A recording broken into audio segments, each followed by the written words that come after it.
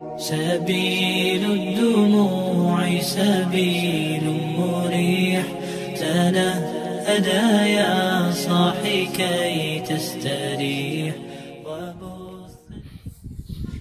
Bismillahirrahmanirrahim. Assalamualaikum warahmatullahi wabarakatuh.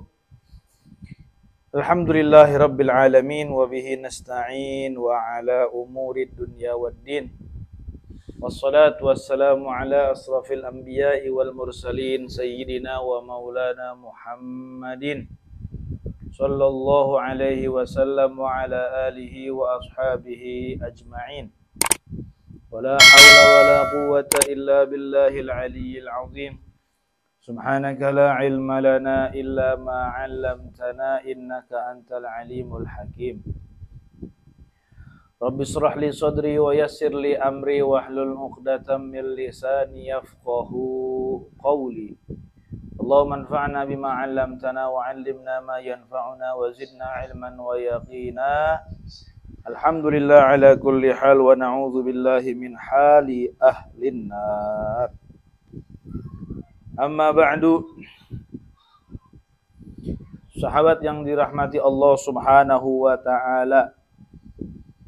Alhamdulillahirabbil alamin. Pada kesempatan kali ini kita diberikan kesempatan oleh Allah Subhanahu wa taala untuk berjumpa lagi dalam kajian. Pada kesempatan ini yang mudah-mudahan kajian ini bermanfaat bagi kita semua. Amin ya Allah ya Rabbal Alamin. Apa yang disampaikan nanti mudah-mudahan bisa kita amalkan dalam kehidupan sehari-hari. Shalawat dan juga salam semoga selalu tercurah limpahkan kepada junjungan kita, yakni Nabi besar Muhammad sallallahu alaihi wasallam, pada keluarganya, para sahabatnya, juga kita selaku umatnya. Mudah-mudahan kita semua mendapatkan syafaat di yaumil akhir nanti. Amin ya Allah ya Rabbal Alamin.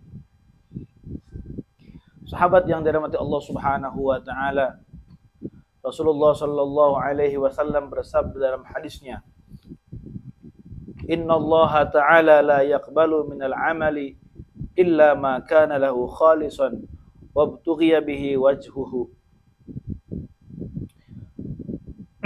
Sesungguhnya Allah Subhanahu wa taala tidaklah menerima amal seseorang kecuali amal tersebut diiringi dengan keikhlasan kepada Allah dan mengharapkan untuk mendapatkan pahala dari Allah Subhanahu wa taala. Jadi ikhwanur rahimakumullah, dalam hadis ini Rasulullah sallallahu alaihi wasallam menjelaskan tentang syarat diterimanya amal ibadah kita oleh Allah Subhanahu wa taala. Ketika kita melaksanakan satu amal, maka dua perkara ini haruslah kita iringi dalam perbuatan amal ibadah tersebut. Ketika kita tidak ada niatan dalam hati kedua hal ini saat kita melaksanakan satu amal, maka amal kita itu ditolak oleh Allah Subhanahu wa taala. Apa yang pertama? Yang pertama yaitu ikhlas.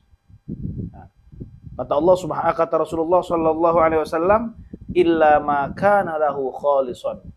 Kecuali amal yang dia kerjakan itu ikhlas karena Allah. Ketika kita melaksanakan ibadah salat 5 waktu kita, kemudian kita niati dalam hati kita ikhlas karena Allah, maka yakin sholat tersebut akan diterima oleh Allah Subhanahu wa taala.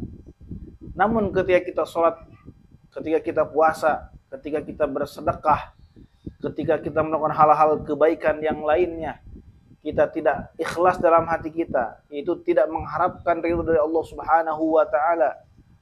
Justru kita mengharapkan penilaian daripada orang lain, penilaian dari teman, dari tetangga, dari orang yang kita cintai, maka Allah Subhanahu wa taala tidaklah menerima amal kita semua. Yang kedua, ikhwani rahimakumullah, wabtughiya bihi wajhuhu. Dan yang kedua yaitu mengharapkan pahala dari Allah Subhanahu wa taala.